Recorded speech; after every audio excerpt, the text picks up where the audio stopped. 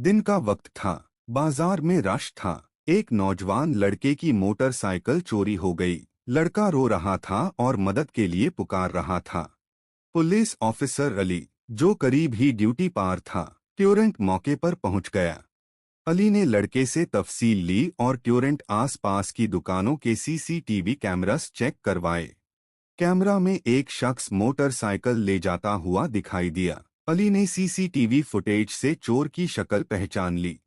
Radio के जरिए नजदीकी नाका को इत्तिला दी गई। कुछ ही देर में अली ने खुद चोर को पहचानकर मोटरसाइकिल के साथ गिरफ्तार कर लिया। मोटरसाइकिल वापस पाकर लड़के की आंखों में खुशी के आंसू आ गए। उसने अली का शुक्रिया अदा किया। अली ने नरमी से कहा, यही तो हमारा फर्ज है, इंसाफ देना। चाहे जुर्म छोटा हो या बड़ा, कानून से बचना मुमकिन नहीं, और पुलिस हमेशा अवाम की मदद के लिए तैयार रहती है।